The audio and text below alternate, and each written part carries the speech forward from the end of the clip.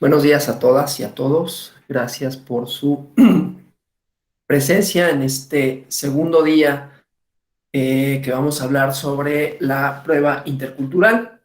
Algunos elementos. El día de ayer vimos cuestiones relativas al pluralismo jurídico, el concepto, sus alcances, sus dimensiones, perdón, y cómo el pluralismo jurídico supone, entre otras cosas, una forma distinta de entender los fenómenos jurídicos, cómo implican la implicación de sistemas jurídicos, digamos, distintos, pero que conviven dentro, como decíamos el día de ayer, dentro de un mismo espacio social.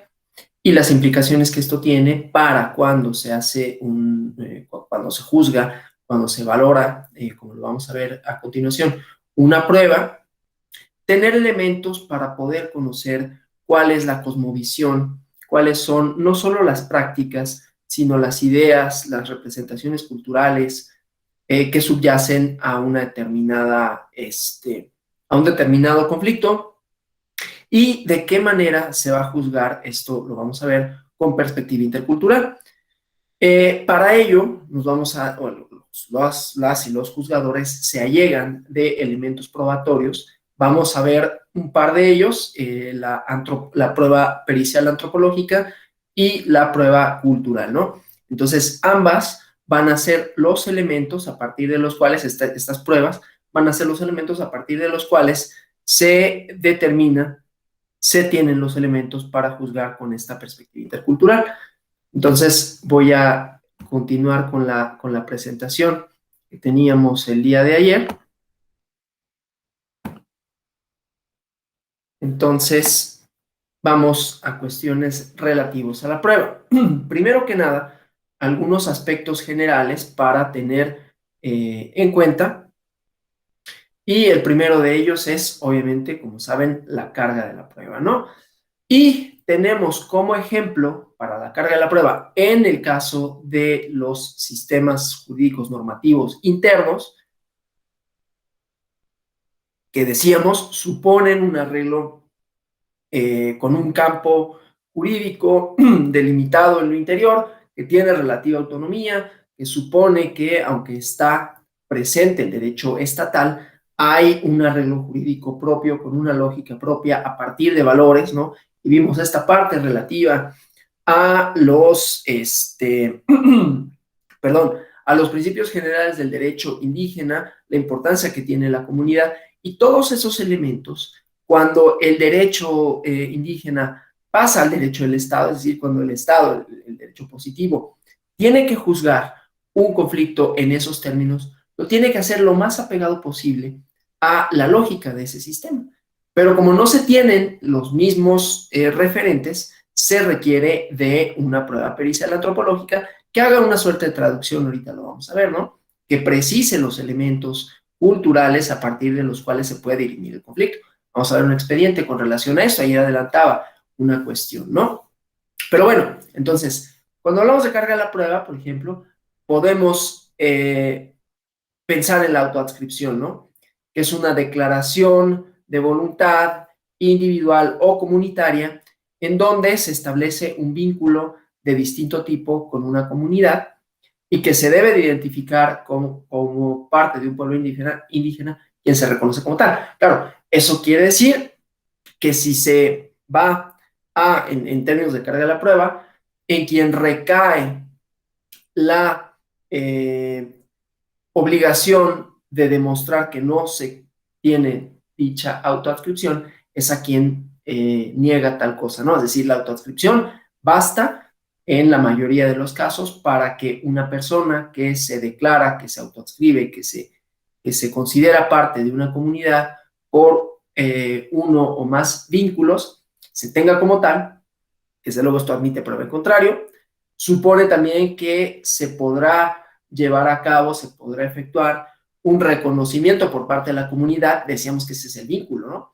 Es la persona en lo individual, pero vinculada a una comunidad, siendo que el vínculo, perdón, que lo comunitario es el principio a partir del cual se rigen la mayoría de las relaciones en los pueblos originarios, ¿no? Entonces, bueno, esta parte, quien decide identificarse como miembro de un pueblo indígena que se reconoce como parte de la prueba, la carga de la prueba para demostrar que no se pertenece ahí es de quien niega que la persona en cuestión tiene esa calidad. Hablando de la autoadscripción, ¿no? O sea, una persona que se considera parte de una comunidad indígena, la declaración en principio basta para tener a la persona identificada como indígena que integra o que forma parte de una comunidad o de un pueblo correspondiente, ¿no? O sea, en principio es una cuestión declarativa y basta con ello para que se tenga a la persona como integrante de, de esa comunidad, ¿no? Obviamente, cuando se revierte la carga de la prueba, es decir, si bien es cierto que existe esta declaración, una vez que se emite, ¿no? La persona física, jurídica, moral que manifieste lo contrario, quien le niegue la calidad, debe de aportar los medios probatorios suficientes para demostrar tal acto, ¿no? Entonces, bueno, ahorita vamos a ver algunas de estas cuestiones relativas a los criterios procesales, pero antes me interesa que veamos este medio probatorio que justamente en el marco del pluralismo jurídico supone, por un lado, reconocerlo, ¿no? Por un lado, reconocer que existen diferentes cosmovisiones a partir de las cuales se estructura el derecho, ¿no? Que tiene una lógica distinta, ¿no? Y que además no es necesariamente que prevalezca uno sobre el otro. Decíamos, al estar imbrincados, quiere decir que ambos tienen influencias recíprocas, ¿no? Veíamos ayer algunos ejemplos de cómo la empresa colonial, por decirlo de alguna manera, ¿no?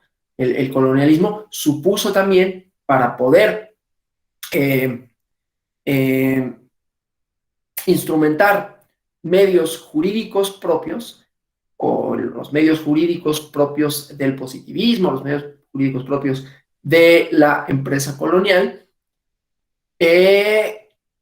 también se tuvieron que retomar algunos principios, algunas ideas, algunos planteamientos jurídicos de los pueblos originarios, ¿no? Para que pudiese caminar esa parte. Entonces, bueno, cuando hablamos de dictamen antropológico, de las periciales antropológicos, estamos hablando de una herramienta hermenéutica intercultural, ¿no? Con ideas de la justicia plural. Ya había comentado ayer que el constitucionalismo, la nueva ola de constitucionalismo de los años 90, se ha extendido en el continente o en esta parte del continente, en lo que conocemos como Latinoamérica, y los estados van incorporando en sus textos constitucionales, en sus leyes, el reconocimiento de sistemas normativos, de formas de justicia que existen en sociedades indígenas que habitan en los territorios nacionales, ¿no? Y esta juridización, ¿no? Y que el discurso jurídico se va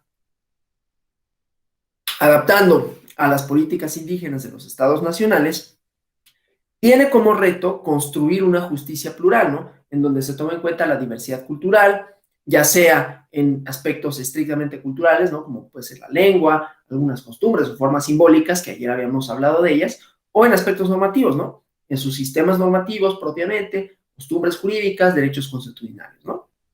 Entonces, esta juridización, la conquista de lo jurídico de las políticas indígenas, ha significado, como ya habíamos dicho ayer, un cambio paradigmático, ¿no? Del Estado de Derecho.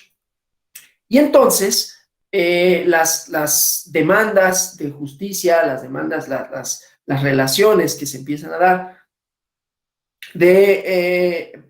desde la parte de los pueblos originarios hacia el Estado, con ciertos límites en términos de derechos, convierte al juzgador, a la juzgadora, en un actor central del sistema jurídico y político, ¿no?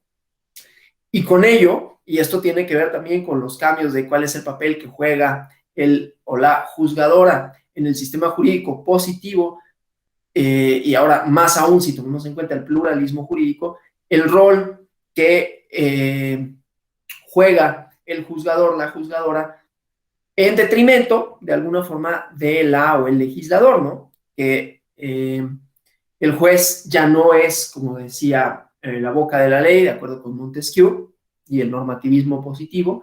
Tampoco es el juez social, de acuerdo con la escuela realista norteamericana, ¿no? En donde triunfa lo particular sobre la generalidad de la ley, sino que se vuelve una figura mediadora entre la dimensión interna del derecho y la dimensión externa. O sea, los jueces se convierten en mediadores, las juezas, entre la sociedad y el derecho, y entonces tienen que imaginar, tienen que interpretar las normas, tienen que construir una nueva hermenéutica a partir de un derecho que más parece una red de normas que esta idea de la pirámide que él señala, ¿no?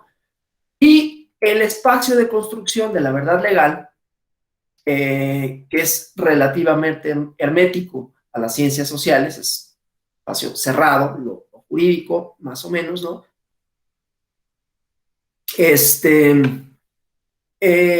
Cuando las manifestaciones culturales, ¿no? Que tienen un carácter no material, que son complejos, que significa las formas de relacionarse en el entorno físico, de entender formas de organizarse, de relacionarse entre el grupo, genera igualmente resistencias, ¿no? A pesar de las cuales algunas disciplinas sociales ya son herramientas o se han convertido en herramientas que se utilizan en los procesos judiciales.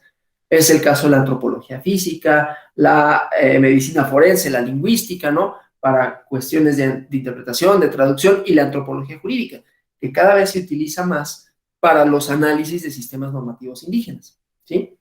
Entonces, vamos a hablar de esta primera prueba, que es el peritaje, el dictamen antropológico, hablando dentro, o que se encuentra dentro de la gama de probanzas, de pruebas, de medios probatorios de los peritajes, ¿no? Las periciales, que como saben, tienen una utilidad, tienen un interés, en donde una persona experta en alguna disciplina, de la que el juzgador no puede allegarse de más elementos técnicos para saber el fondo de alguna controversia o de lo que se pretende probar con un medio específico, y entonces se cita a esta experta o experto para que realice justamente una opinión técnica fundada y le aporte elementos al lado del juzgador para que pueda resolver de conformidad con ese dictamen. Entonces, en el caso de las pruebas antropológicas, que son la pericial cultural y la pericial jurídico-antropológica, tienen una serie de características, ¿no? Que resultan en herramientas útiles para, ya sea en un asunto penal, la o el defensor que alega que una conducta no es contraria al sistema normativo del que se trata, del que se está juzgando, en el que se está actuando, o en el caso de lo electoral, como veremos, dará elementos para la perspectiva intercultural, para juzgar con perspectiva intercultural. Voy a compartir, ahorita voy a dejar de compartir la presentación para compartirles ahora una jurisprudencia sobre justamente qué significa juzgar con perspectiva intercultural, ¿sí? Entonces, vamos a esto. ¿Cuáles son los elementos para la aplicación en materia electoral? Primero que nada, vemos cómo se retoman este marco constitucional y convencional del que hablábamos ayer, ¿no? Libre determinación y autonomía de los pueblos y comunidades indígenas, ¿no? Obviamente, aquí estamos hablando de pluralismo jurídico, de sistemas jurídicos que conviven dentro de un mismo espacio social, que es el Estado mexicano, y los fundamentos, ¿no? Que ayer dijimos, el convenio 169 de la Organización Internacional del Trabajo, el artículo 2 de la Constitución, la Declaración de Derechos Humanos, perdón, de las Naciones Unidas de Derechos de los Pueblos Indígenas, y dice, en tratándose de casos relacionados con comunidades, se tiene que hacer a partir de una perspectiva intercultural, ¿no? Lo cual quiere decir que se debe de atender al contexto de la controversia y con ello se garanticen esta parte que decíamos, ¿no? Dentro de los valores, dentro de los principios generales del derecho, los derechos colectivos, y entonces hay que tener estos elementos para garantizar una perspectiva intercultural, ¿no? ¿En qué nos importa esto para los efectos de la prueba? Que las pruebas, ya no solo las pruebas que se rindan físicamente, sino que todos los elementos de los que se pueda llegar el juzgador para poder tomar una determinación tienen que ser conocidos por desde la perspectiva intercultural, de manera tal que hay pruebas específicas, ¿no? Que se ordena su realización para que se pueda dictamen antropológico y dictamen cultural, que se ordena para que justamente la o el juzgador tenga los elementos necesarios para conocer esto, ¿no?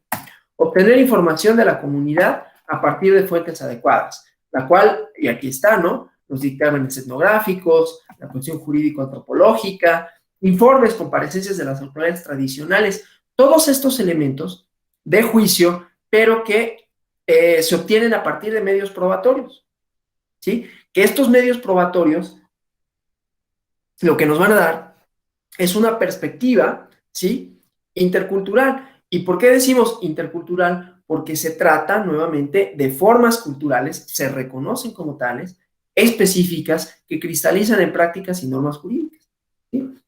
Entonces, bueno, son distintas las fuentes a las cuales se puede y se debe de allegar el juzgador para entonces poder juzgar con una perspectiva intercultural. Vamos a ver justamente un asunto en donde se juzga de esa manera, pero a partir de una sentencia que se había dictado previamente por una sala regional del tribunal, ¿no?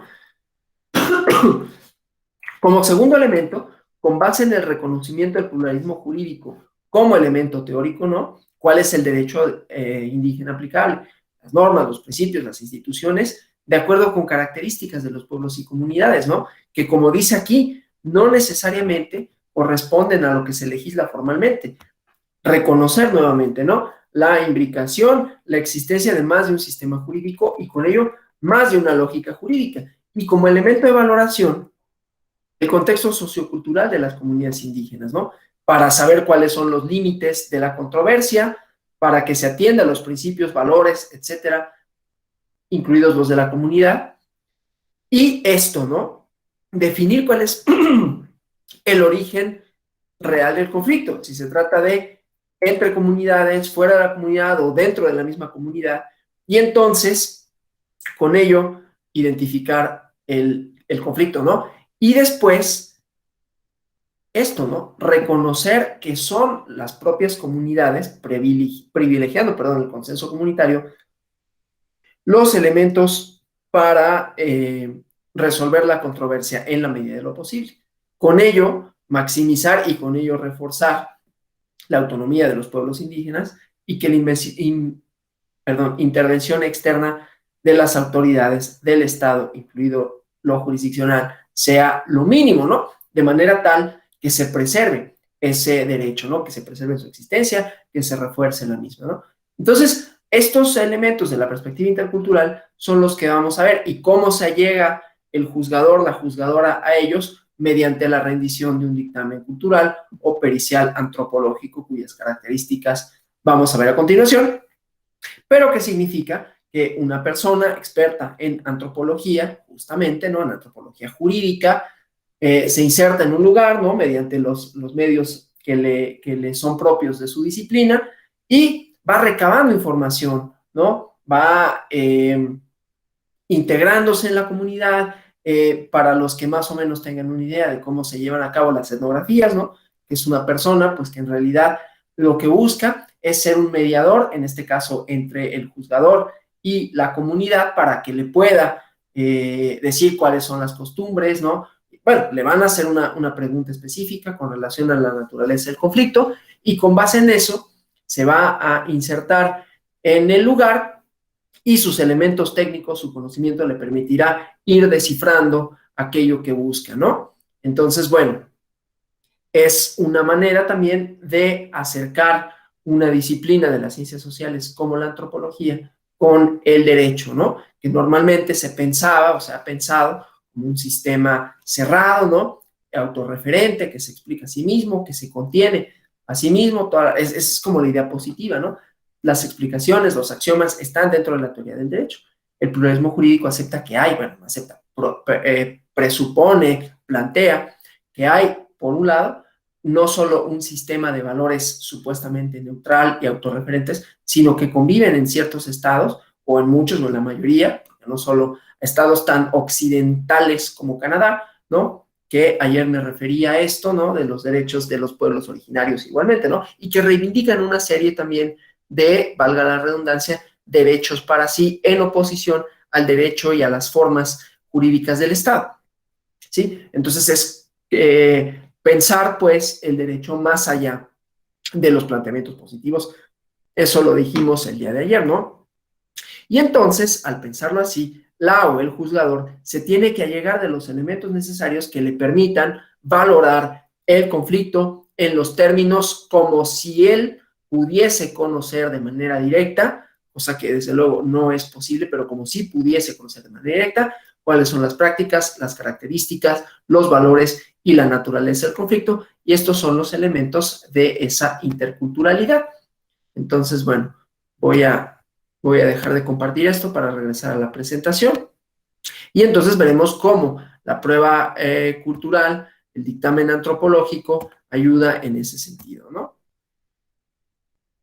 Vamos a ver algunas de sus características generales, qué se busca con ello. Pero decíamos, el peritaje jurídico antropológico es inclusive una prueba idónea para que los sistemas normativos indígenas se tomen en cuenta cuando se lleva a cabo procedimientos jurídicos en donde los sistemas normativos indígenas difieren del derecho nacional. Vamos a ver que eso sucede, por eso les digo tantas veces y les he repetido, ¿no? Vamos a ver un asunto en donde se va a analizar, se va a juzgar a un conflicto en la comunidad a partir de una definición territorial que no es la definición propia del Estado, ¿no? Ayer decíamos que el Estado como ente, ¿no? Tiene una especie de dominio por la facultad de nombrar y de normar. En este nombrar y normar también establece como fronteras, ¿no? Entre comunidades, entre pueblos, ¿no?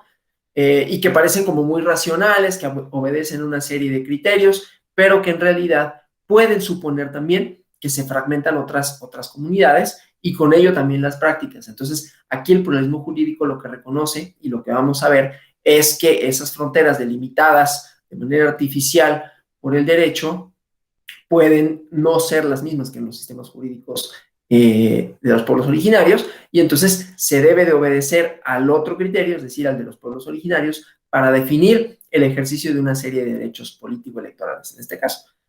Entonces, de manera tal que no es tanto juzgar a un individuo, a una comunidad por hábitos personales, sino, perdón, por portar o por que la naturaleza del conflicto cristalice, sea portadora de una cultura que se crea, que se sostiene por una colectividad, ¿sí? Entonces, bueno, eso por una cuestión, ¿no? Entonces, vamos a ver el peritaje cultural y el peritaje antropológico, qué busca cada uno de esos, ¿no? Y cómo estos serán elementos de prueba para, voy a poner algunos ejemplos del derecho penal, demostrar que una conducta se adecúa bien al sistema de valores de la comunidad, o que en el caso del ejercicio de derechos político-electorales define los límites de quienes pueden y quienes no pueden participar en la toma de decisiones colectivas vinculantes. Sí. Y vamos a ver justamente cómo esto supone la articulación tanto del derecho del Estado como de la prevalencia del derecho indígena, ¿no? Entonces, desde luego, no todos los indígenas que están involucrados en procesos judiciales requieren peritajes culturales o jurídicos antropológicos, ¿no? Porque no todos los litigios están relacionados con circunstancias culturales o normadas o institucionalizadas por la comunidad, ¿no? Entonces, hay que justamente ver para qué momentos cabe, para cuáles no, los peritajes de este tipo, ¿no? Entonces, bueno, vamos a ver generalidades con relación al peritaje cultural, luego el peritaje antropológico y luego su aplicación, ¿no? Entonces, como decía, se requiere aquí de un o una antropóloga que se inserte en la comunidad, que haga un trabajo de etnografía, ¿no? Que como sabrán, ya les había comentado, llevan un diario de campo en donde hacen una serie de anotaciones y van categorizando como ciertas prácticas. Obviamente, la antropología tiene como dos posibilidades, ¿no? Hay antropólogos que se insertan en una comunidad para ver qué encuentran. Desde luego, en el caso de una controversia jurídica, se llega ya con una batería de preguntas, con una batería de información que se quiere buscar específica para determinar la naturaleza de un conflicto, sus alcances, y que entonces sean estos elementos para que la o el juzgador pueda tomar una decisión tomando en cuenta, valga la redundancia, la perspectiva intercultural, que supone todos estos otros elementos, ¿no? Entonces, dentro de las opiniones que vierte el antropólogo, dentro de su dictamen, explica de manera puntual los contextos culturales por los que una indígena o una comunidad tiene determinadas prácticas, ¿no? En lo individual, si porta un arma de fuego, si realiza una serie de prácticas que podrían estar prohibidos por la norma, o, como digo, si una comunidad, y como decía la jurisprudencia, la naturaleza de un conflicto es intra, extra o intercomunitario, ¿no?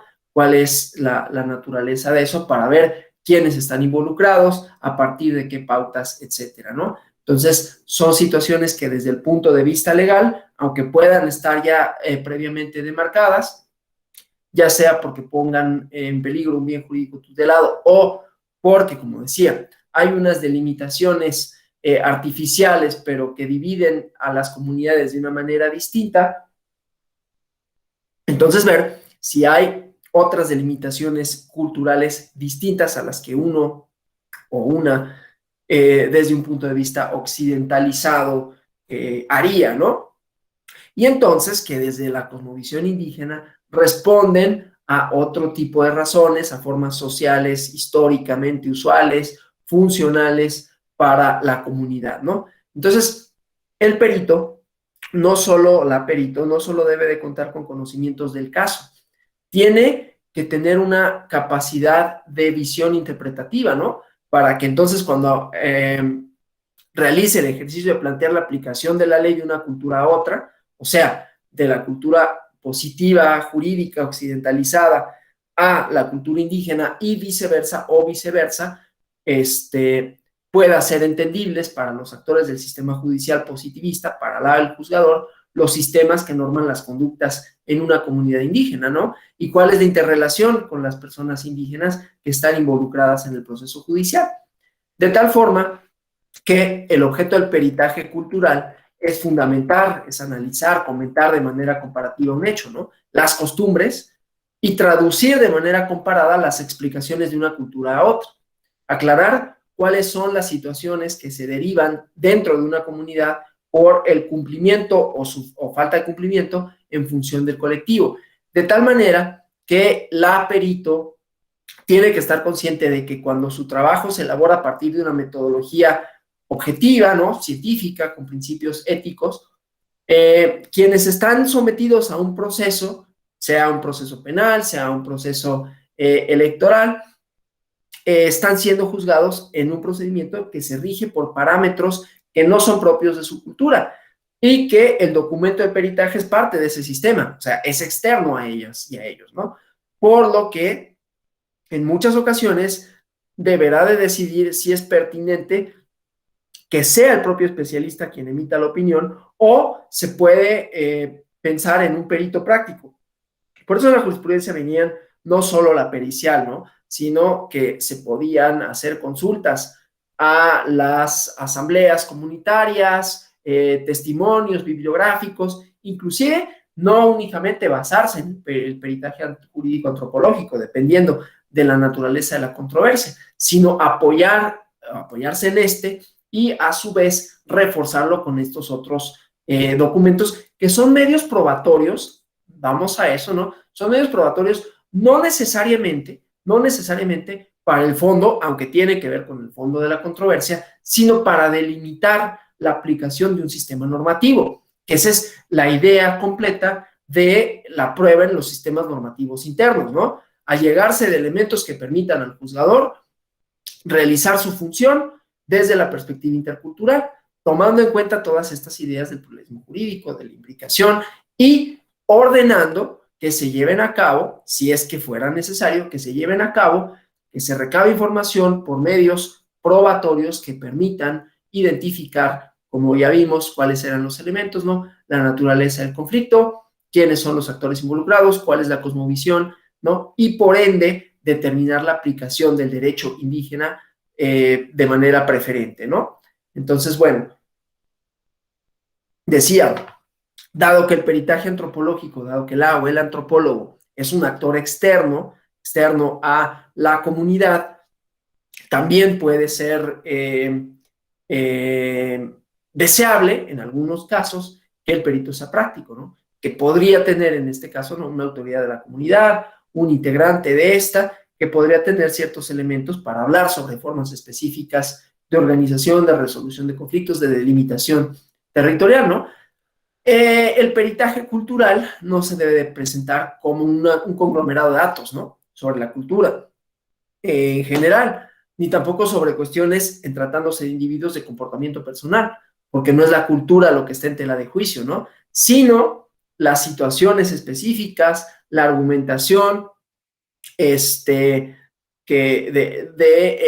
conflicto, la naturaleza del conflicto, ¿no? ¿Cuáles son los valores que se encuentran ahí? Entonces, es necesario que haya un cuerpo de preguntas, una batería de preguntas, como ya había comentado, ¿no? No llega, lo que pasa es que lo que sucede con la antropología, lo comenté nada más así de rápido, es que normalmente se piensa que el antropólogo, si bien tiene una intención, ¿no?, tiene parte normalmente de una hipótesis a partir de una serie de elementos previos, pero se inserta en la comunidad sin tener una precisa idea de qué es aquello que va a analizar, ¿no? Empieza a establecer algunos vínculos que le llaman informantes o informadores, ¿no?, que le van comentando un poco, que le van insertando en la comunidad. Debe de ser cuidadoso, para eso estudian, ¿no?, una carrera universitaria en ese sentido, para que les permita entender cómo insertarse, cómo hablar con la gente, cómo volverse un poco parte de la comunidad para que entonces comience a entender ciertas prácticas, ¿no? En este caso se va con un objetivo específico, ¿no? No tiene como todo el tiempo para hacer el trabajo etnográfico e ir realizando unas anotaciones con relación a datos etnográficos cualitativos sobre cuáles son los componentes culturales, las prácticas, etcétera, ¿no?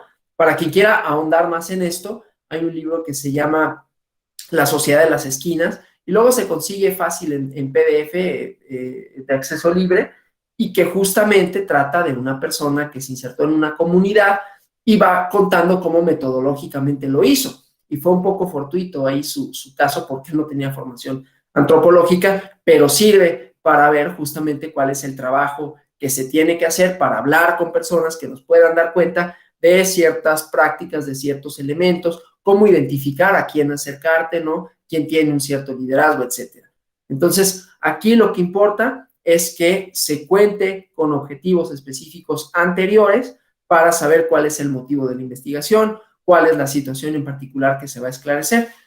Entonces, dentro de esto encontramos también los peritajes de identidad, ¿no? El antropólogo, se le pide a la o el antropólogo que acredite la identidad, reconocer si alguien puede ser o no considerado indígena. Hablábamos de la carga de la prueba en tratándose de la autoadscripción. Entonces, es un medio probatorio en el que nos puede servir para, cuando se revierte la carga de la prueba en materia antropológica, claro, hay un reconocimiento que puede hacer la propia comunidad de una persona como perteneciente o no a esta, pero igualmente el dictamen antropológico puede servir, ¿no?, para reconocer la identidad de una persona, sus prácticas culturales, etcétera, ¿no? Entonces, este tipo de preguntas para la antropóloga implican conflictos éticos, ¿no? Porque presupone una nueva forma de discriminación, ¿no?, en algún sentido, ¿no? La separación, la idea de adentrarse a una cultura y traducirla, siempre, ¿no?, se hace esta broma. Hay una caricatura, inclusive, luego lo hubiera buscado para hoy, en donde están unas personas que tienen una serie de prácticas, ¿no?, unas personas que se supone que pertenecen a una comunidad distinta al pensamiento, a los valores, a las ideas occidentalizadas, y ellos están cocinando, no están haciendo como las cosas muy parecidas a nuestras prácticas occidentalizadas, y de repente alguien dice, vienen ahí los antropólogos, ¿no? Y entonces se disfrazan de sí mismos, ¿no? Se disfrazan de personas que tienen prácticas de lo que espera ver la o el antropólogo que se inserta en la comunidad. Entonces, eso puede ser que de antemano se espere que haya prácticas que sean tenidas como diferentes, como inclusive como extravagantes, por decirlo de alguna manera, ¿no? Entonces, eso puede suponer esta parte, ¿no? Sobre todo cuando las preguntas van en un sentido tal que pudieran significar o interpretarse como una valoración de los sistemas como si se tratasen de sistemas menos complejos, ¿no?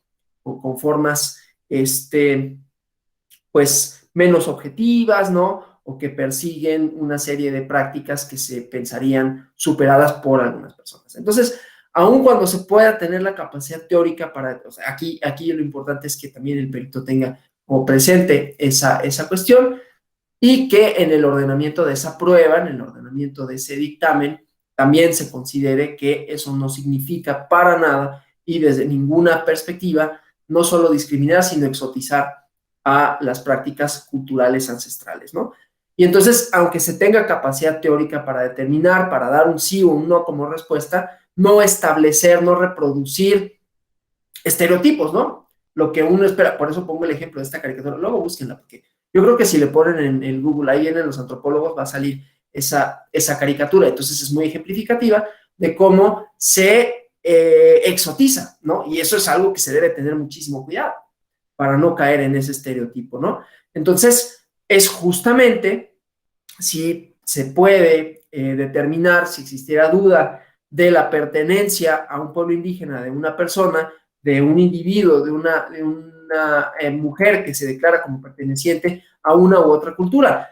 Lo que dice la realidad en la mayoría de estos peritajes es que puede haber interpretaciones erróneas, ¿no? Tanto por los funcionarios de la administración pública, por parte de los juzgadores, ¿no?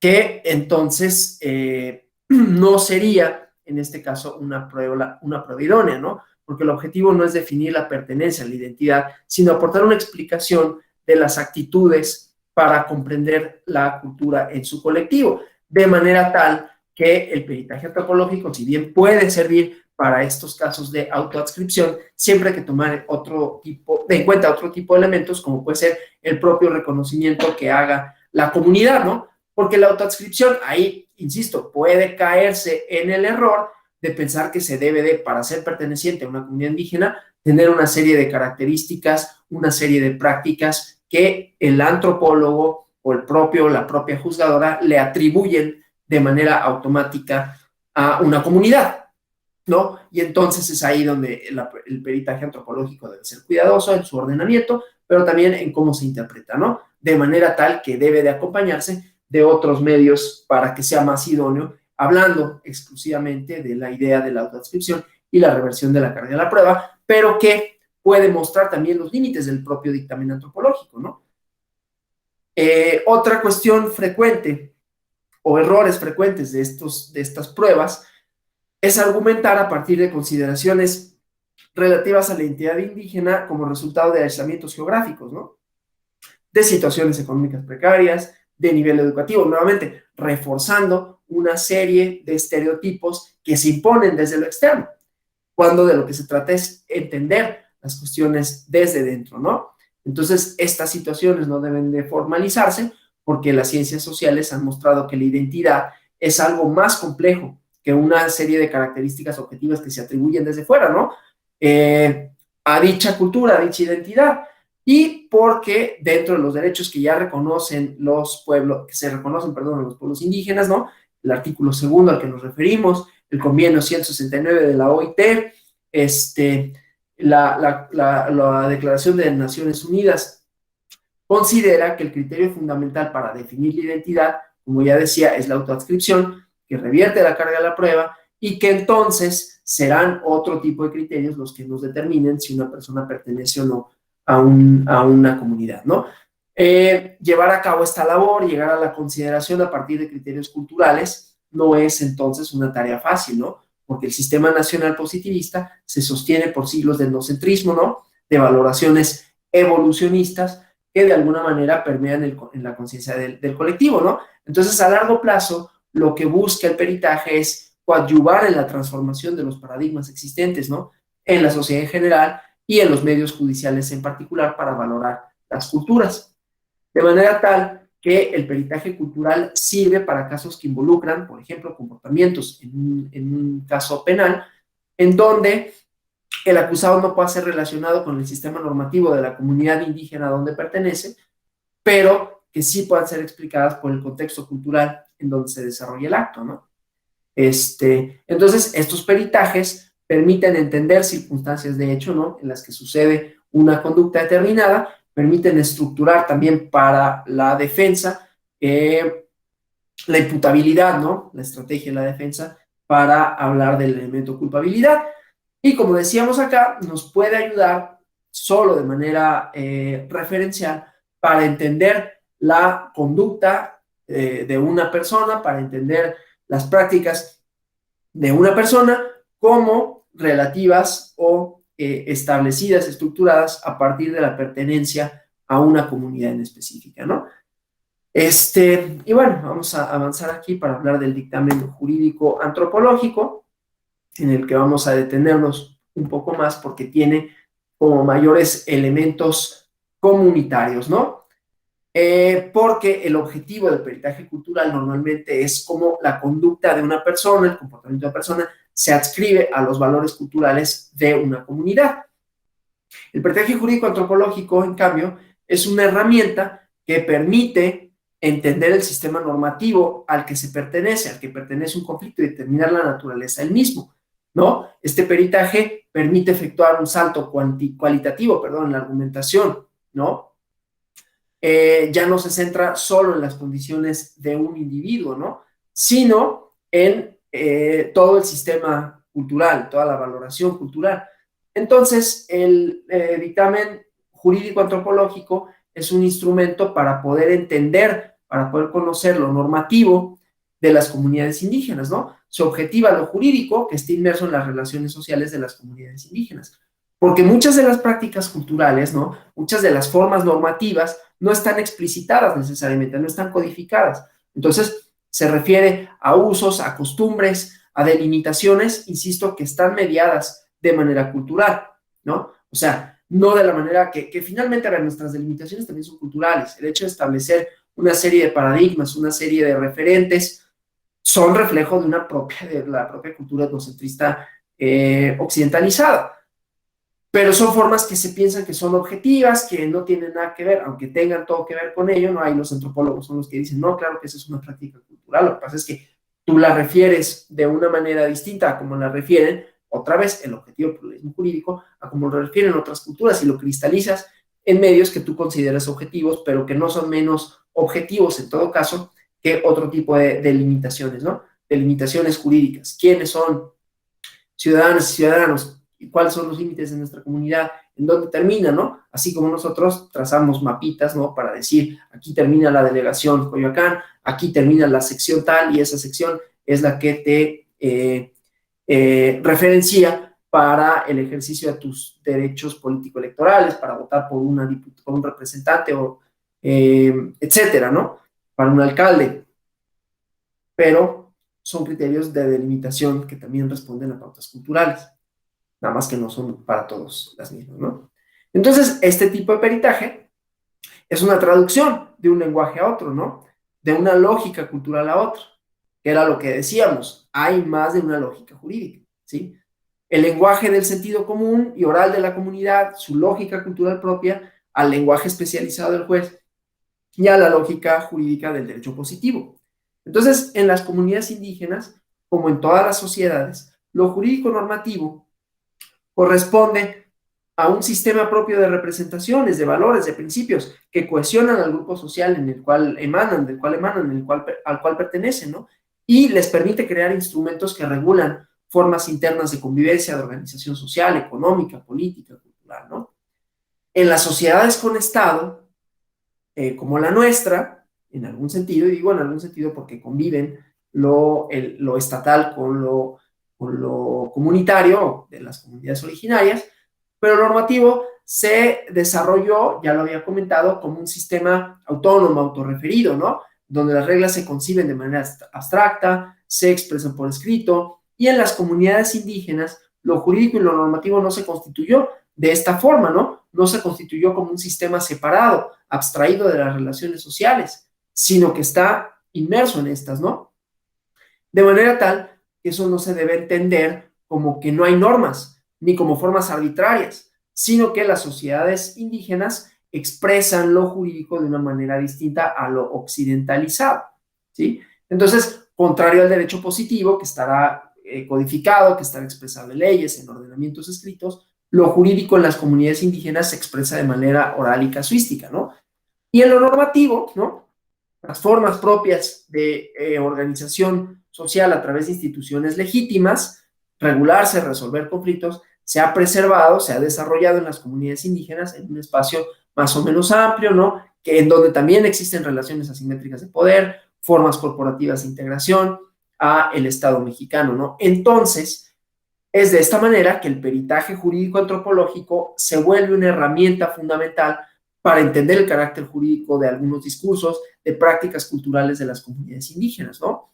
Es en el sistema del derecho positivo, en donde para conocer una norma, para saber qué conducta está permitida, prohibida o es obligatoria, se acude al Código Penal, a otros ordenamientos escritos que definen tipos especiales, normatividad especial. En cambio, para conocer lo jurídico en una comunidad indígena, los sistemas normativos internos, el dictamen jurídico antropológico es la herramienta necesaria para conocer normas, instituciones, procedimientos, sanciones, delimitaciones y el ejercicio propio de derechos político-electorales, de participación a partir de las delimitaciones territoriales.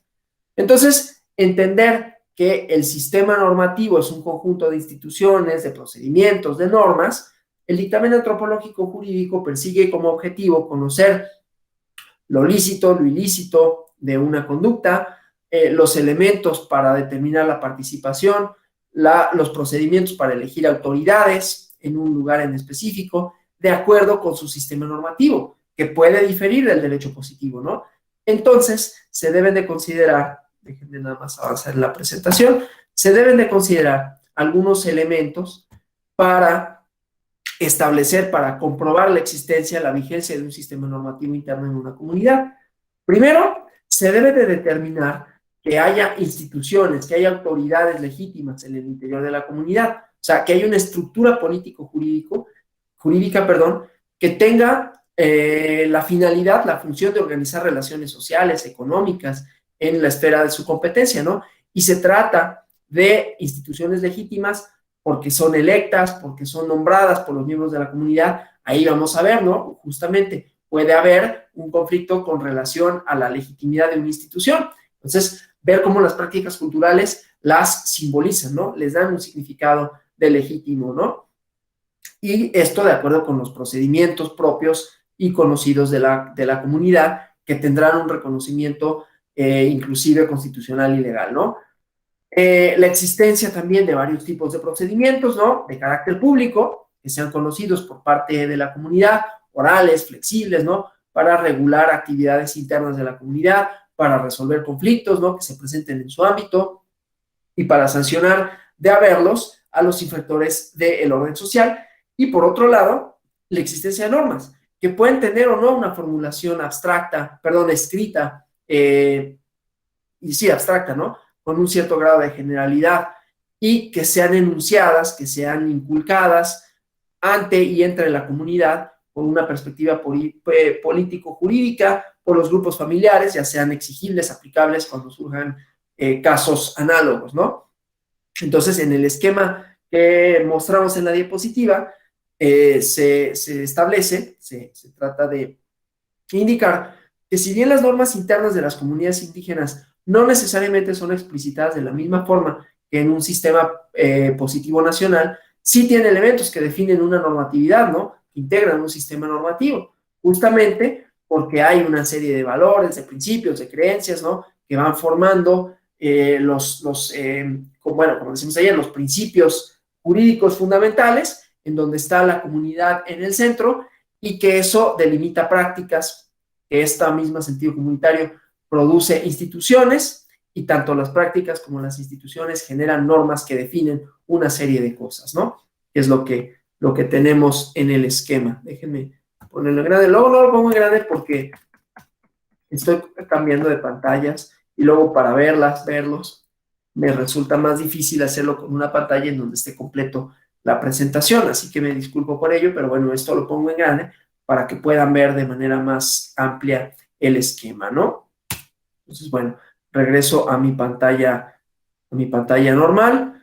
Y bueno, entonces, los valores, los principios, las creencias, como decía, son elementos que conforman la cultura del grupo indígena, ¿no? Cómo se conciben, cómo le dan sentido, su razón de ser al pueblo, ¿no? Y esa conducta se aterriza en la comunidad, da lugar a prácticas, a instituciones, ¿no? Y algunas prácticas, por su carácter reiterado, ¿no? Sus costumbres, adecuado a situaciones en las cuales se dan, se convierten en normas de comportamiento, ¿no? Que definen lo prohibido y lo permitido. Pero también las normas comunitarias surgen de decisiones de las autoridades que hacen frente a situaciones y a conflictos nuevos, ¿no? Entonces, este conjunto de instituciones, autoridades, normas, procedimientos que conforman el sistema normativo indígena se encuentra, como todos los sistemas normativos, sustentado por finalidades, ¿no? Permitir la reproducción social y cultural de la comunidad, ¿no? Mantener su cohesión. Y es por eso justamente que en los elementos que vimos de la perspectiva intercultural se procura en la medida de lo posible que la intervención del derecho positivo nacional sea lo menor posible para que se preserven los valores de esa sociedad, ¿no? De esa cultura, los valores culturales que la sostienen. Y una intervención, así como física, así como simbólica en lo normativo, siempre va a alterar las prácticas internas, ¿no? Entonces, al respetar su existencia, al respetar su cultura, al respetar su lógica, también se tendría que respetar sus propias formas normativas, ¿no? Que derivan de prácticas sociales y que reflejan la cultura. No sé si hasta aquí vayamos bien. Hago nada más la pregunta porque ya tenemos casi 50 minutos de charla. Todo va más o menos quedando claro, ¿no? Los objetivos, la prueba intercultural, por qué se ordena una pericial antropológica, la diferencia con la perspectiva del dictamen cultural, cuáles son los objetivos del dictamen antropológico, porque es importante que el juzgador, la juzgadora del derecho positivo cuente con estos elementos, cuáles son, qué se persigue y las formas de materializar este dictamen antropológico, ¿no? Que ya decíamos, se puede acompañar de otros medios, de otros informes, de bibliografía, o que el dictamen propio del antropólogo, antropóloga, sea llevado a cabo no por un especialista necesariamente, sino por una persona propia del lugar, ¿no? Bueno, entonces voy a continuar. Si hubiera alguna cuestión, pueden hacerlo saber por medio del chat o por medio del micrófono, ¿no? Como sabemos, la antropología jurídica, pues, es una metodología, ¿no? Para elaborar justamente el peritaje jurídico antropológico. La cultura jurídica en México, así como en otros países de América Latina, está dominada de manera amplia, aunque no solamente por el sistema escrito, ¿no? En cambio, la mayor parte de las sociedades indígenas experimentan formas de comunicación, incluidas sus formas de hacer justicia, de resolver los conflictos, que se fundan en la oralidad. Y esta oralidad se expresa tanto en el plano estrictamente jurídico, ¿no? Las normas, los modelos se inculcan a través de discursos, ¿no? A través de actos de habla, a través de formas simbólicas, no escritas, porque lo escrito también es una forma simbólica, como el plano judicial, ¿no? Los conflictos se resuelven con la discusión o a través de la discusión, de la palabra, igualmente el discurso, ¿no? Entonces, el carácter oral de lo jurídico en las comunidades indígenas representa un desafío, ¿no? Para documentar el sistema normativo. Entonces, para acercarse de manera más completa al fenómeno jurídico, el o la antropóloga jurídica debe de combinar varios métodos, ¿no? El análisis institucional, la observación de las conductas de la sociedad estudiada, ¿no? O sea, preocuparse, en el caso del análisis institucional, sobre las formas manifiestas, explícitas, en las relaciones sociales y jurídicas, ¿no? De manera tal que se muestre cuáles son las instituciones que existen en una comunidad, qué funciones cumplen, ¿no? Pero obviamente este análisis puede llevar a resultados parciales, ¿no? Para estudiar las sociedades donde predomina el oral y las formas casuísticas de resolver conflictos. Entonces, es necesario que esta metodología se combine con la observación de los comportamientos que sostienen, ¿no? Junto con las representaciones, el derecho de las sociedades indígenas, porque cada sociedad a su manera divide los hechos sociales entre lo justo, lo injusto, a través de procesos de juridización, ¿no? Y lo hacen de manera explícita en los discursos, de manera implícita en los comportamientos, y esto define justamente la frontera entre las conductas admitidas y las conductas rechazadas, ¿no? Las situaciones en que se hace, de manera tal que él o la antropóloga debe de tener en cuenta la visión de lo justo y lo injusto, ¿no? Que depende del lugar que ocupan los grupos y los individuos en la jerarquía social, y que entonces se necesita determinar esta jerarquía, ¿no? De grupos, de poderes, de valores. También, en segundo lugar, dado que el derecho concierne solo a hechos sociales, perdón, voy a tomar aquí mi acordeoncito porque esto ya se me está olvidando, concierne a hechos sociales que los diversos grupos consideran como esenciales para la reproducción de la vida social en los planos biológico, ecológico e ideológico, ¿no? Y por último, se debe observar comportamientos jurídicos, ¿no? Situarlos en relación con los discursos, con las representaciones, y precisar las modalidades en que interactúan estos, ¿no? Estos discursos. De manera tal que la descripción de los comportamientos permite una mejor interpretación igualmente de las instituciones, ¿no? Estos elementos permitirán al antropólogo jurídico explicitar el sistema normativo, ¿no? De una comunidad indígena, y de esta manera lo va a traducir la lógica nativa a la lógica cultural con que el jurista occidental categoriza lo jurídico.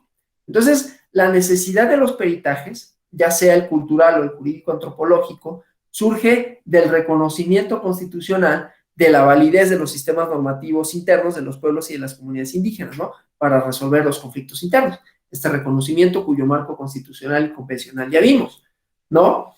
Entonces, bueno, eso en cuanto hace a su fundamento normativo. Ahora, ¿cuál es la naturaleza jurídica? Como sabemos, los peritajes, en general, los peritos, ¿no? Las personas que realizan los peritajes se contemplan en los códigos procesales, ¿no? El peritaje, en el caso de lo que nos estamos refiriendo, de los temas electorales, normalmente se solicita por el juzgador, ya sea como una diligencia para mejor proveer o para conocer justamente con ese objetivo los sistemas culturales de que se trata, y determinar la naturaleza del conflicto en clave cultural, ¿no? Para poder contar con una explicación de un fenómeno cuyo entendimiento es clave para el proceso, pero que requiere de una competencia técnica en particular, de manera tal que la finalidad del peritaje es robustecer, clasificar cuestiones técnico-científicas, desentrañar dudas y contradicciones de alguna rama del conocimiento, ¿sí? Como saben, el peritaje dentro de la teoría de la prueba es un medio probatorio complementario, accesorio, ¿no? Junto con otros medios probatorios, la inspección, el reconocimiento, la cuestión de los amigos del juez, ¿no? Los amicus curiae, o los documentos, ¿no? Pues el peritaje es un medio probatorio distinto a un testimonio, ¿no? Porque al perito se le pide un criterio, una apreciación, no un relato, ¿no? Como el caso de los testigos. Entonces, el perito se convierte en un auxiliar de los órganos de justicia, ¿no? Y dentro de esta relación procesal, no se ubica en el mismo plano de los sujetos de la tríada procesal, ¿no? El acusado, defensa, bueno, la parte actora, la parte demandada y la autoridad del juzgador, ¿no? Es un sujeto secundario, ¿no? Quien tiene la encomienda de desentrañar aspectos técnicos, científicos, que son materia del proceso. Entonces, el peritaje en asuntos que involucran a comunidades indígenas es indispensable porque, por lo regular, los hechos que se consideran motivo de un conflicto, las circunstancias en que se llevan a cabo, precisan de medios científicos para su explicación, para su comprobación, y poder así establecer esta idea de la perspectiva intercultural, que no basta con decir que se juzgue con perspectiva intercultural si no se toman en cuenta cuáles son esos elementos, ¿no? Y de los que el juzgador no tiene cómo llegarse sino a través de esto, ¿no? Entonces, bueno, esto con relación al peritaje. Obviamente, también dentro de este trabajo de interpretación que hace el antropólogo, ¿no? Que hace el peritaje antropológico, sea cultural o jurídico, no sustituye el trabajo hermenéutico del juzgador, ¿no? Se constituye como un elemento de explicación. La fuerza probatoria depende de la interpretación que de ello quiera hacer el juez, ¿no? El trabajo de interpretación sigue siendo de la o el juzgador, en donde volvemos a la figura de mediador, de constructor de la verdad legal a partir de una pluralidad de normas que ya no conforman, ¿no?, esta pirámide kelseniana, sino que forman una red compleja, ¿no?, entrelazada de normas provenientes de distintas fuentes, sean de pueblos indígenas, del sistema internacional del derecho, y entonces la pluralidad jurídica, la interculturalidad son parte de este paradigma, ¿no?, que exigen una nueva herramienta basada en el diálogo intercultural, de manera tal que el peritaje antropológico se convierta en una herramienta imprescindible para desarrollar nuevas capacidades hermenéuticas que son necesarias para la tarea de interpretación del juez, ¿no? Los elementos culturales que necesitan los operadores de justicia. Bueno, vamos a ver de manera ya más concreta un asunto, dejo esta presentación, en donde se dictó una, como diligencia para conocer, para poder juzgar con perspectiva intercultural, una pericia antropológica. Vamos a ver primero la naturaleza del conflicto, que eso es importante. ¿Por qué en un determinado caso se dictó la necesidad de llevar a cabo un dictamen antropológico? ¿Qué buscaba ese dictamen antropológico? Y cómo, y vamos a regresar a la idea de la perspectiva intercultural, cómo es que se valoraron esos elementos para determinar no solo la naturaleza de la controversia, sino el ejercicio de derechos político-electorales, ¿no? Entonces, vamos al expediente. Déjenme compartirlo acá.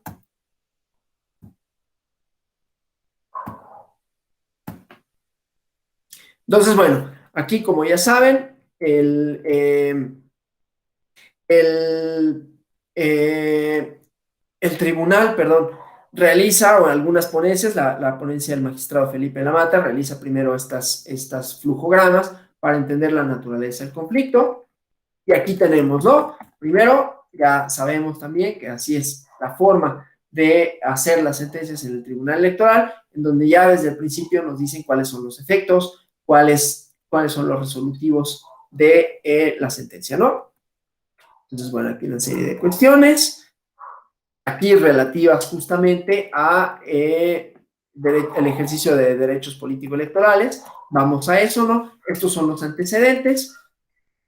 Se emite un dictamen por parte del Consejo General del Instituto Local, aquí estamos hablando, Derecho Nacional Positivo, un dictamen para el método de elección de concejales del ayuntamiento, una asamblea general comunitaria que se celebra en una fecha, nombra a los concejales municipales para un trienio de esta forma, ¿sí? En una asamblea general.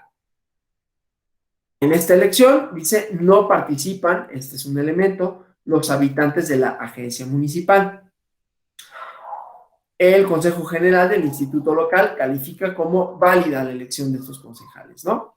Entonces, unas personas que son agentes municipales dicen que no es válida esta declaración de la elección de concejales. El Tribunal Local confirma el acuerdo del Consejo General del Instituto Local y se presenta una demanda ante el Tribunal Electoral, ¿no? Y entonces la Sala Regional del Tribunal revoca la sentencia, determina no válida la elección de estos concejales. Se promueve un recurso que llega a la Sala Superior y se turna a una ponencia, ¿no? Pero aquí se emite dice, medidas cautelares, por un lado, pero se ordena, como vemos, aquí no es una prueba que necesariamente la pueden solicitar, desde luego, los promoventes, ¿no? Decir, a ver, es que tenemos un conflicto cultural, no se está valorando y se solicita que se ordene la realización de un dictamen antropológico. Igualmente, el propio magistrado instructor puede ordenarla para, como les decía, ¿no? Como una diligencia, mejor proveer con relación a la controversia, para conocer la naturaleza de la misma, para ver cuáles son los componentes culturales que están en controversia, de haberlos, ¿no? Entonces, bueno, aquí otra cuestión relativa a las prácticas del conflicto comunitario. que solicitan unas medidas de protección. Esto es un poquito ajeno a lo que estamos viendo, ¿no? Son cuestiones procesales interesantes, pero que aquí nos interesa sobre todo esta prueba en los sistemas normativos, ¿no? Y bueno, se encargó a realizar el dictamen antropológico al CIESAS Pacífico Sur, ¿no? Entonces, bueno, y una serie de cuestiones procesales, requisitos, definitividad, etcétera, ¿no? Para el recurso. Entonces, bueno, ¿qué pretenden los recurrentes? Que se revoque, recuerden, la elección de concejales aprueba por el instituto local, se recurre ante el tribunal local, se confirma la resolución del instituto y la sala regional Jalapa revoca la sentencia y con ello se revoca también el acuerdo para la elección de concejales. Lo que pretenden los recurrentes es que se revoque la sentencia de Jalapa, o sea, que se declare válida esta elección de concejales en donde no se incluyó la participación de la agencia municipal, ¿no? Dice, lo que pasa es que pensar que los habitantes de la agencia tienen derecho a participar en la elección no es válido, ¿no? Esto es lo que ellos dicen. O sea, la conclusión de la sala regional fue que no se hubiera tenido que no considerar, que excluir a los habitantes de la agencia en la participación de la elección, ¿sí? Y ellos sostienen lo contrario, que no tenían por qué participar, dado que se trata de comunidades distintas. Justamente hay una delimitación diferente, ¿no? Una delimitación diferente de la que se hace, como decíamos, demarcaciones geográficas, que se dicen objetivas, pero que pues igualmente, ¿no? Son manifestaciones culturales. Entonces dice, la cabecera y la agencia municipal son comunidades distintas. Y es por eso justamente que unos dicen, tienen diferentes sistemas de cargos, tienen diferentes costumbres y registro de tequios, ¿no? Y el sistema normativo interno no contempla que los habitantes de la agencia municipal participen en elecciones municipales en la cabecera. Ese es el conflicto, ¿no? De manera tal que siendo así, siendo comunidades distintas, no hay esta violación a este principio universal del sufragio, ¿no? La delimitación es otra, ¿sí? La delimitación que se hace con respecto a la comunidad, ¿no? Dice, porque este derecho de universalidad del sufragio, claro, en todos lados está limitado. O sea, que el sufragio sea universal no quiere decir que yo puedo votar en cualquier alcaldía en la Ciudad de México, por ejemplo, ¿no? Para eso tengo una sección que me establece una pertenencia territorial. Yo no puedo elegir a los diputados de la alcaldía, no sé, Miguel Hidalgo, por ejemplo, ¿no? Entonces, aquí también hay criterios territoriales, pero que se basan, que se fundan en la normatividad interna, ¿sí? Y entonces son diferentes las formas de delimitarse. Y entonces dice, obviamente, se considera fundado porque, uno, estas comunidades no tienen una identidad en común, se trata de comunidades distintas, ¿no? Decíamos la perspectiva intercultural debe de tomar en cuenta lo que habíamos dicho, si se trata de una cuestión intracomunitaria dentro de la comunidad, extracomunitaria fuera de la comunidad o entre comunidades, ¿no? Para resolver entonces cuál es el origen real del conflicto. Y aquí se determina que es intercomunitario porque son dos comunidades distintas, ¿no? Porque justamente no tienen una identidad común. La cuestión con esta resolución emitida por la sala regional es que no se juzgó con perspectiva intercultural, ¿sí? Entonces, no se identificó adecuadamente la controversia y se llevó a una conclusión incorrecta, ¿sí? Entonces dice, la perspectiva intercultural permite determinar que la controversia es entre dos comunidades que son autónomas, cada una, ¿no? Entonces, cada comunidad puede ejercer su derecho colectivo al autogobierno, el derecho individual de sus integrantes al voto pasivo y activo dentro de su propia comunidad, ¿no? Y entonces, por el otro tema, es que ese sistema normativo interno, no permite que participen de la agencia municipal en la elección de los concejales al ayuntamiento, pues se trata de comunidades distintas, ¿no?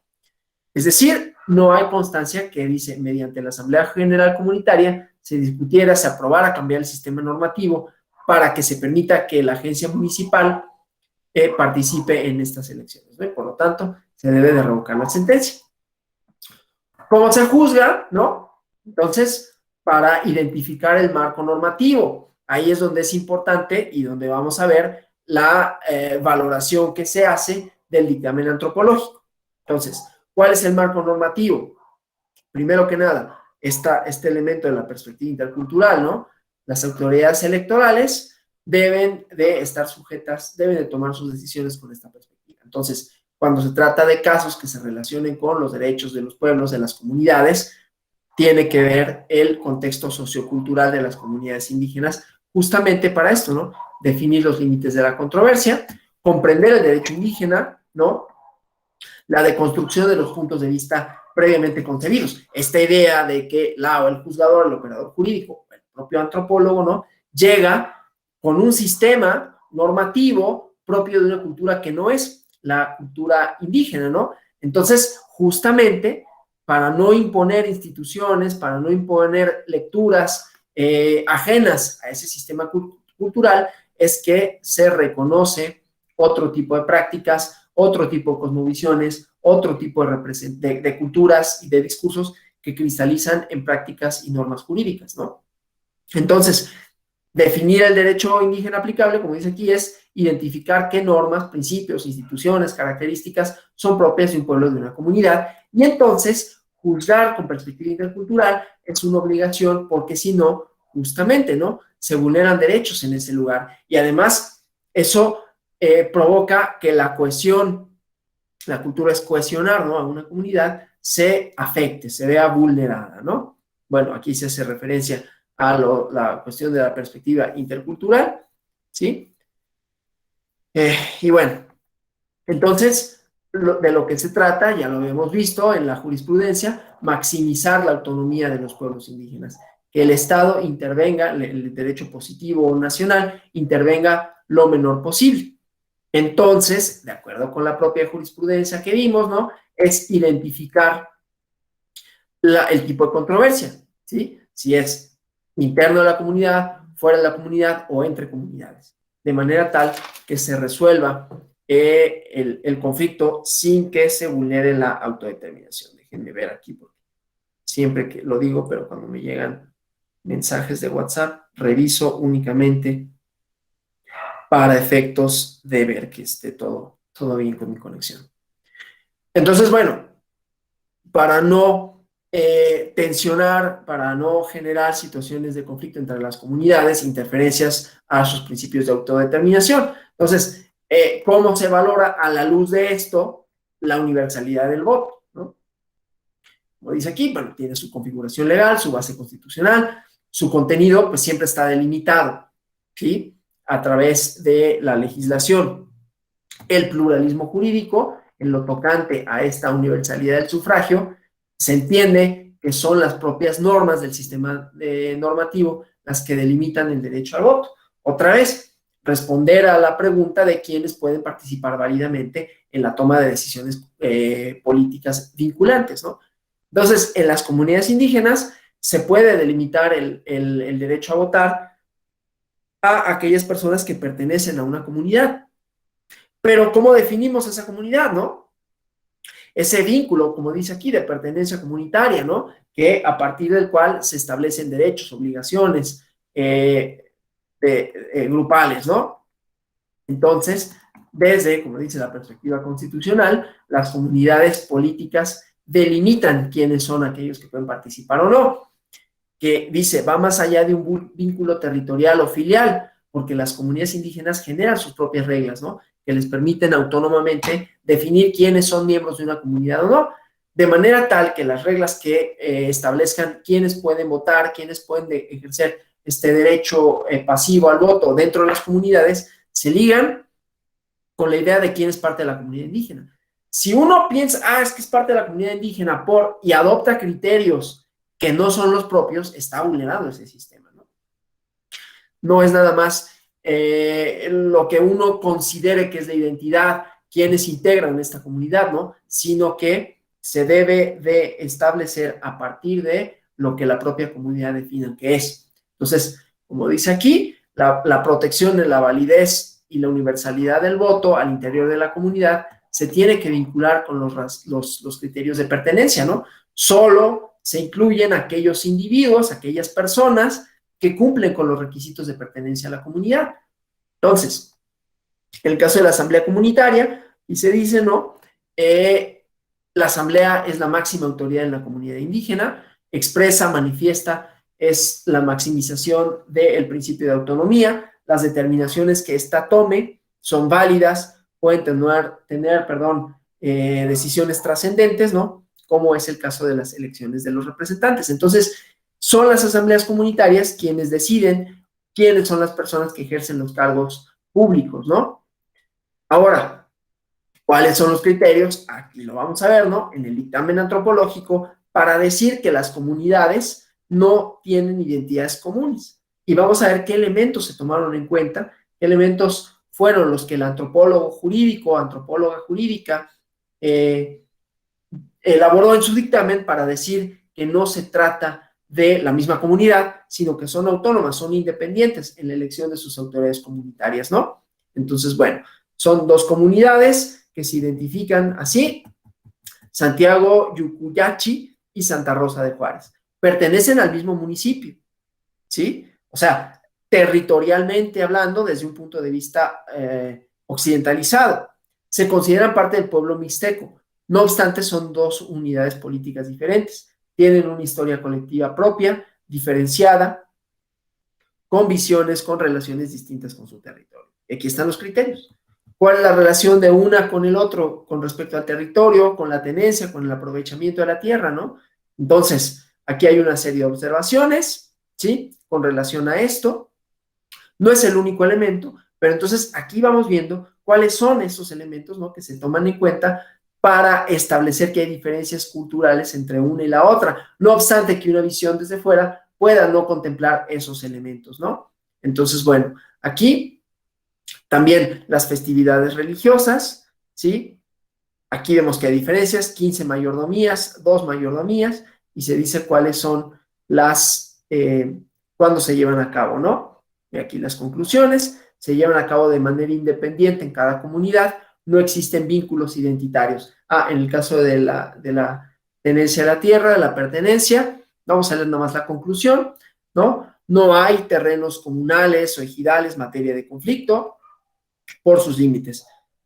Las labores de aprovechamiento de tierras comunes se desarrollan de manera independiente, la relación con el territorio, recuerden la importancia de la comunidad, ¿no? Con la tenencia de la tierra, su aprovechamiento es distinto, ¿no? No hay aspectos comunes tampoco en este aspecto. O sea, son todos estos elementos conjuntos que se valoran para decir que se trata de comunidades diferentes. Igual, los sistemas de cargos comunitarios son independientes entre las comunidades, ¿no? Aquí están los sistemas normativos internos, cómo se integra el ayuntamiento, ¿sí? La regiduría, etcétera, ¿no? Y aquí el de la otra comunidad, los requisitos que se imponen, ¿no? Su propia organización, pues, normativa. Igualmente, las elecciones, eso es importante. ¿Quiénes participan? La diferencia fundamental es que solo participan los habitantes de la comunidad, sus avecindados, los originarios de esta que reciban fuera de ella, pero no habitantes de la agencia en las elecciones de la cabecera y viceversa, ¿no? El caso de la participación de las mujeres, dice, en ambos casos es más abierta y común. Bueno, dice es más abierta y común en la agencia que en la cabecera. Entonces, vemos que hay identidades diferentes, que no hay vínculos, aunque puedan pertenecer territorialmente, inclusive étnicamente, uno piense que pertenecen a un mismo pueblo, a una misma etnia, hay diferencias entre ellos. Entonces, estas comunidades en conflicto son autónomas, no comparten identidad en común. Entonces, sí se trata de un conflicto intercomunitario, ¿no? Porque hay dos comunidades indígenas diferenciadas y cada una tiene sus propios sistemas normativos, sus dinámicas sociales, es decir, son autónomas. Entonces, cuando la sala regional concluye que tenían derecho a votar aquellos que, como se puede ver aquí, no tenían el carácter de miembros de la comunidad, pues está vulnerando esta autonomía, ¿no? A pesar de que se estaba tratando de tutelar un principio de universalidad del sufragio, ¿no? La perspectiva intercultural, el contexto comunitario, dice, claro, el ámbito de universalidad del voto tiene un ámbito de aplicación al interior de la comunidad. Volvemos a lo mismo. También nosotros tenemos esos criterios diferenciadores, ¿no? Por demarcaciones, por territorios. Nada más que nuestras demarcaciones siguen otra lógica. No es mejor ni peor, simplemente es otra lógica, ¿sí? Entonces, como son autónomas la una de la otra, también el ejercicio de sus derechos de autonomía, de autodeterminación, pueden determinarse que válidamente solo quienes pertenecen a esa comunidad tienen derecho de participar en la elección de autoridades, ¿no? Y solo quienes pertenecen a la otra pueden participar en las elecciones de las suyas, ¿no? Entonces, se le da la razón a los recurrentes, dice, no se vulnera el principio de universalidad del sufragio, nuevamente porque se estima que se trata de comunidades autónomas, autodeterminadas, y que por lo tanto ellos pueden delimitar quiénes participan o no. Entonces, no se puede decir que se vulneró el derecho al sufragio universal por los ámbitos de aplicación de cada comunidad, ¿no? Entonces, dice, esto es importante, ¿no? En la sentencia se reconoce a la agencia como una comunidad autónoma que tiene los derechos correspondientes para que sea tratada igualmente, ¿no? Con los mismos derechos que la cabecera. Si no se generan acuerdos, la agencia tiene sus derechos derivados de la autonomía, de la autodeterminación, ¿no? Y aquí vemos otros juicios en donde igualmente se estableció la competencia relativa a la autonomía de las comunidades indígenas para determinar los recursos correspondientes, ¿no? Entonces, bueno, la perspectiva intercultural lleva a determinar que se trata de dos comunidades, que es un conflicto intercomunitario y eso, ¿no? Entonces, ahora, cuando se trata del sistema normativo interno, ya vimos, son dos comunidades diferenciadas, vimos cuáles son los criterios para diferenciarlas, y ahora, si con eso, si con base en eso, aunque ya se adelantó, pero cómo es que el sistema normativo interno permite o no la participación de la agencia municipal en la elección de concejales, ¿no? Igualmente es fundado porque no hay cambios en el sistema normativo interno que permita que una agencia, o es decir, una comunidad distinta, participe en la elección de autoridades del ayuntamiento, ¿sí? En el caso de la sentencia recurrida, en este caso, se decía que había un derecho de los habitantes de la agencia para participar en la elección de autoridades municipales por una cuestión acordada en la asamblea, ¿no? Que decía, pueden participar todas las personas originarias del municipio. Dice, no obstante, esa acta, ¿no? Aquí estamos viendo otra valoración probatoria, ¿no? Aquí ya una prueba que se está valorando, o sea, ya vimos los elementos probatorios para determinar que se trataba de entidades separadas, de comunidades separadas, de un conflicto intercomunitario, y entonces luego, bueno, vamos a valorar otro medio probatorio como es un acta, y en ella no se determinó cambiar el sistema normativo interno, ¿no? Para que participara otra comunidad, ¿sí? Entonces, en esa asamblea comunitaria se trataron asuntos relativos a la elección de concejales municipales y entonces se dijo, ¿no? Quedaba abierta la participación a todas las personas originarias del municipio, ¿sí? Para esa elección, dice, para esa elección en particular, se extendió una invitación a todos los habitantes del municipio, pero no se discutió, no se aprobó cambiar el sistema normativo interno para que se permitiera la participación de la agencia municipal en todas las elecciones de concejales. No hay constancias de la participación de la agencia municipal, ¿sí? Entonces, no hay cambios en el sistema normativo interno. De manera tal que no existe una norma del sistema normativo interno que permita esa elección, ¿no? Entonces, aquí están los efectos, la revocación de la sentencia y declarar la elección de los concejales, ¿no? Entonces, bueno, aquí otra cuestión relativa a la seguridad de las personas. Esto ya es otra parte, ¿no? Aquí los resolutivos. Y yo creo que aquí lo que vamos a tener es un voto, son votos particulares. Y voto, dice, bueno, emiten voto, ¿quiénes emitieron voto particular? Aquí tenemos un par de magistrados, ¿no?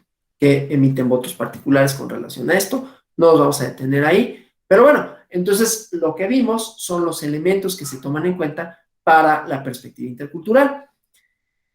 Esto relacionado con el dictamen antropológico, ya vimos cuáles son los elementos que se toman en cuenta, ¿no? O sea, qué es lo que para efectos de los dictámenes antropológicos deben de tomarse en cuenta para definir la naturaleza del conflicto, en este caso para ver si se trataba de comunidades separadas, de la misma comunidad o de algo exterior a la misma. Y entonces determinar cuál es el sistema normativo que debe prevalecer, cuál es el conjunto de valores, de prácticas, siempre teniendo en cuenta la perspectiva intercultural, el pluralismo jurídico, ¿no? La existencia además de un sistema jurídico aplicable y vigente, ¿no?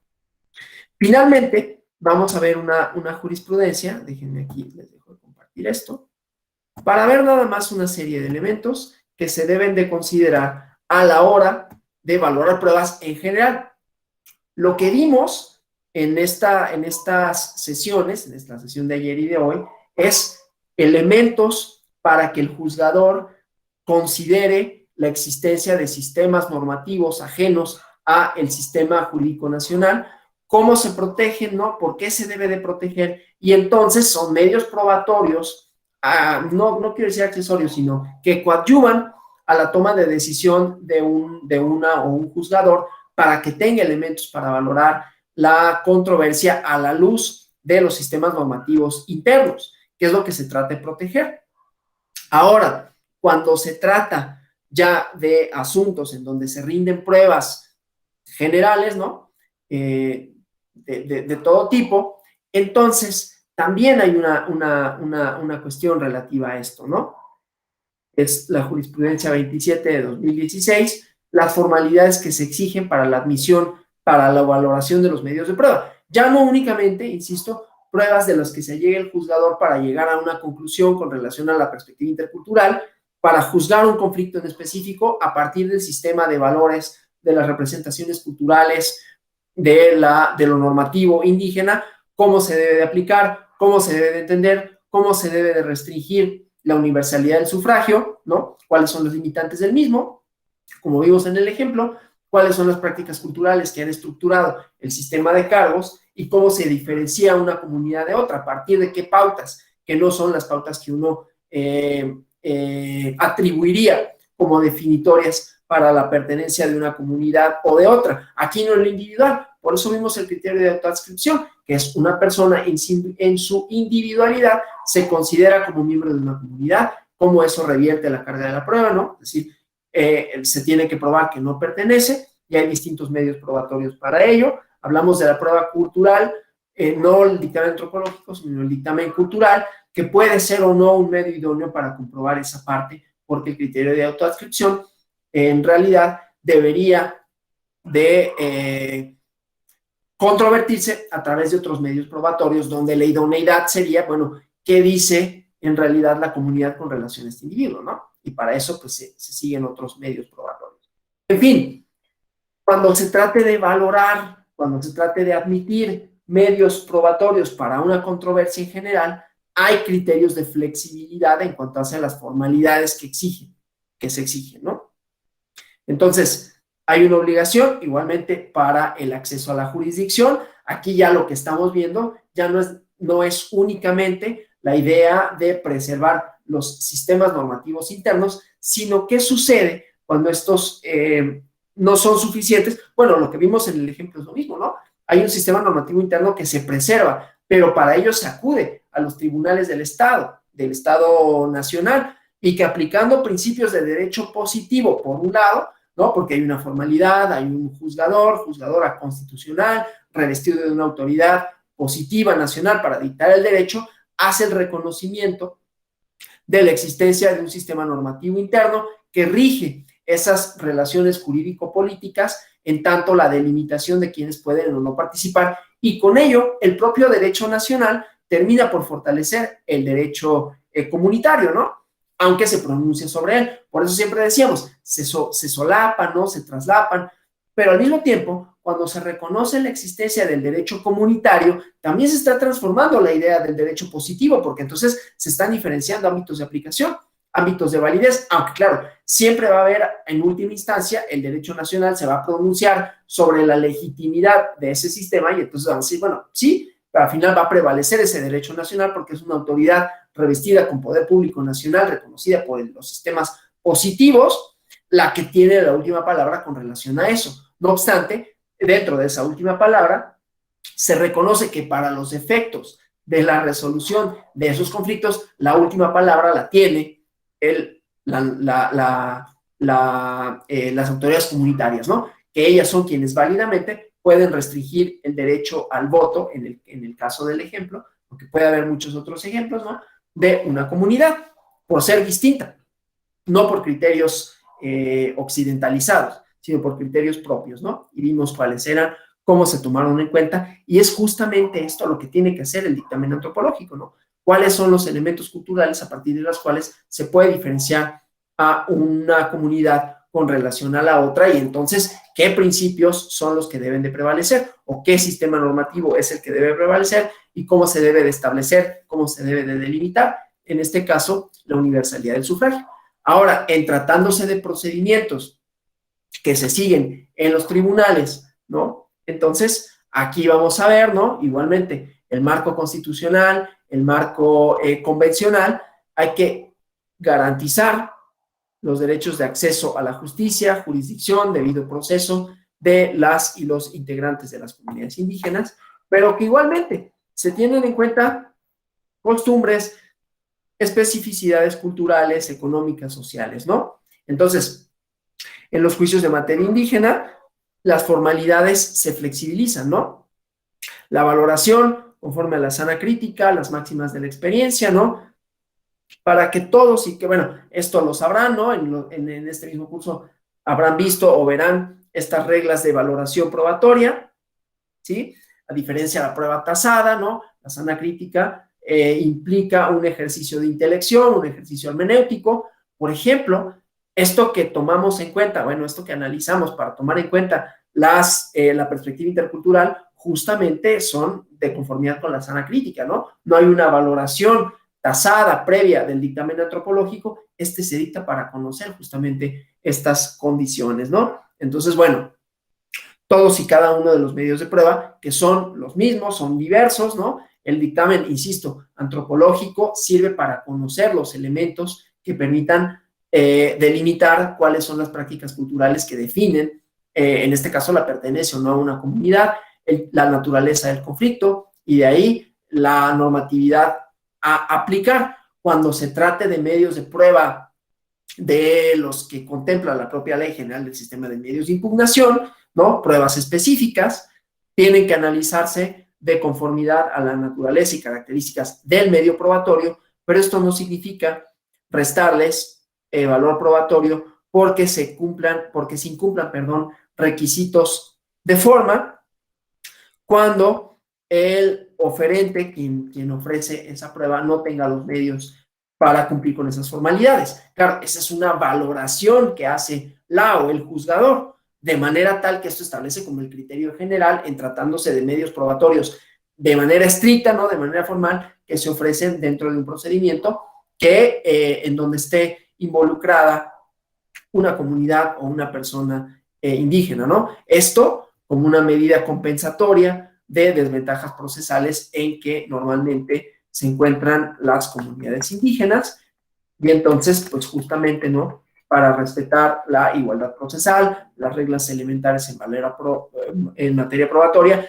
Eso no significa que tendrán, o sea, se admitirá el medio probatorio cuando en ciertas circunstancias no se cumplan con ciertas formalidades, atendiendo a las desigualdades procesales que puede generar la pertenencia a un grupo indígena que han sido pues, históricamente discriminados, que han estado en desventajas, inclusive en desventajas, es decir, idiomáticas o lingüísticas, en tanto que pues ellos pueden no tener el mismo manejo del castellano, del español, que tiene otra persona por sus propias circunstancias sociales, culturales, etcétera, ¿no? Entonces, ese formalismo no debe de ser exigido de la misma manera que sería exigido para otra persona, lo cual no quiere decir que aquello que se pretende probar con ese medio sea eficaz, ¿no? Es decir, que se le dé valor probatorio pleno, sino que es para la admisión, para su valoración, sin que eso necesariamente implique que lo que se pretende probar con eso quede probado por ese solo hecho, ¿no? Bueno, entonces eso con relación a esta parte, y bueno, aquí los datos de identificación de la jurisprudencia. Hasta aquí, ¿alguna pregunta con relación a lo expuesto, con relación a lo visto en estas dos sesiones? ¿No? Espero que haya quedado como claro un poco cuál es el marco a partir del cual cuál es la naturaleza de las pruebas interculturales, para qué se dictan, en qué fases de los procedimientos pueden dictarse y cuál es la importancia, cuáles son los elementos que debe de considerar la o el juzgador para valorar los sistemas jurídicos, ¿no? Que vimos provienen de una concepción, de un cambio en el paradigma de cómo se concibe el derecho, pero que además no nada más es como un reconocimiento, ¿no? Sino que se trata de efectivamente saber que existen otros medios jurídicos, otras formas jurídicas, otras manifestaciones culturales que cristalizan en leyes, en prácticas, en instituciones, y que no todas son las que provienen del modelo occidentalizado. Bueno, si no hubiera preguntas, si no hubiera comentarios con relación a lo hasta aquí expuesto, yo les agradezco por su atención, por su tiempo, por su interés. Espero que estas dos sesiones hayan sido no solo interesantes, que hayan despertado alguna cuestión relativa a los sistemas normativos indígenas, a lo probatorio, sino que les hayan sido útiles en tanto las pretensiones que ustedes tuvieron cuando se inscribieron este diplomado y vieron que había un módulo relativo a la prueba en sistemas normativos internos que haya colmado, estas dos sesiones sus expectativas sobre esto, ¿no? Bueno, pues por mi parte me despido, les doy las gracias nuevamente, les deseo que tengan una venturosa semana, que este diplomado, este módulo y los demás que lo componen, pues como decía, colmen sus expectativas, ¿no? Sí, voy a recomendarles, les dejo mi correo personal para que si gusten escribirme y me soliciten algún material bibliográfico donde puedan acceder a más temas. El Tribunal Electoral ha publicado algunos libros con relación a esto, al pluralismo jurídico, análisis de sentencias. Yo les puedo compartir desde luego este material bibliográfico, ¿no? Entonces, bueno, pues quedo a sus órdenes, sigan al pendiente de las actividades de la Escuela Judicial Electoral y pues nos vemos la próxima. Gracias.